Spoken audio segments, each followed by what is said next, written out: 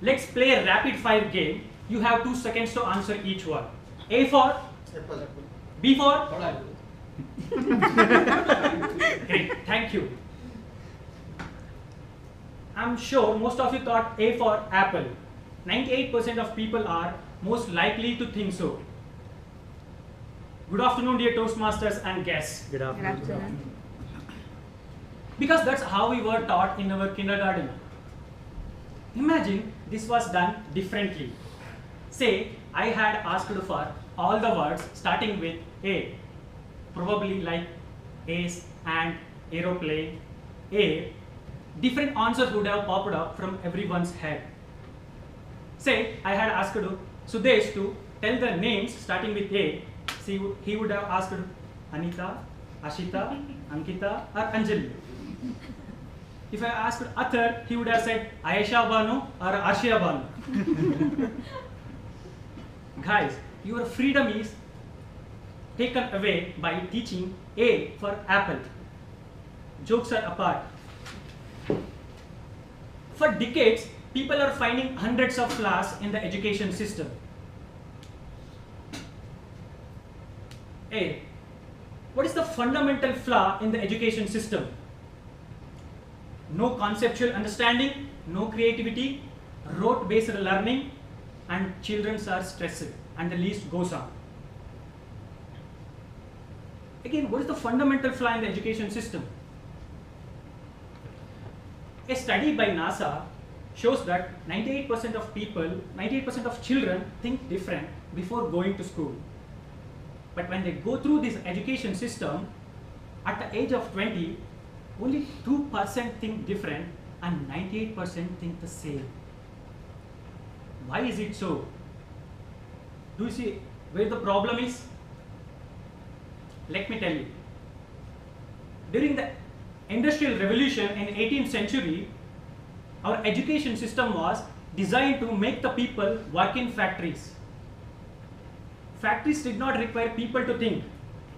They only want us to work like robots. So, our education system stripped away the freedom to think, and they destroyed the true potential. And the same education system continues today, only the industries have changed. So how do you say the education system has made all the child the same? Let's go back to apple example. Our kindergarten lessons told us that A is for apple. We asked for words starting with A. We asked a question. But our education system gave us the answer. Answers make you the same, but questions make you different. Right from the kindergarten, our education system keeps on feeding us the answers. They won't allow us to explore the answers. Instead of asking children how plants make food, the science teacher gives them the definition of photosynthesis.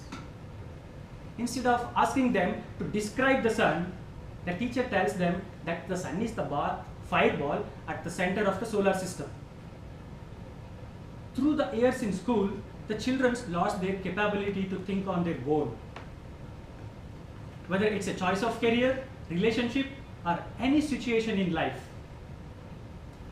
they depend on others or they wait for answers. They have lost their true nature, and their extraordinary potential remains unrealized. Because we have built a system for ourselves where there is an answer and everything else complying to it is not an answer. Our brains are missing the wiring which is capable of coming up with a native, innovative, and a creative thoughts. Let's take a strong analogy to understand it better.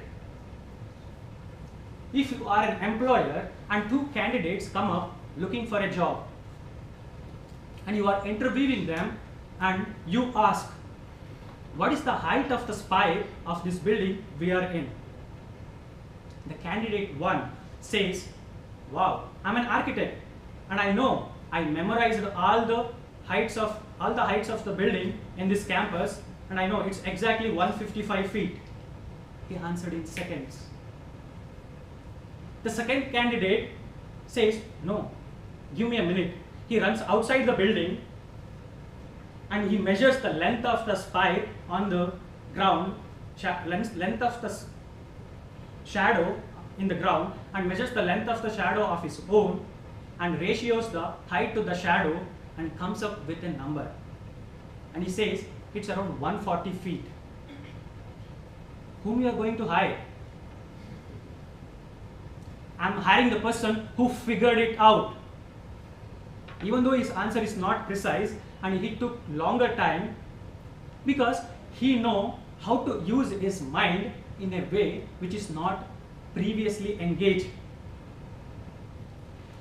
If you realize when you know how to think, it empowers you beyond those who know only what to think.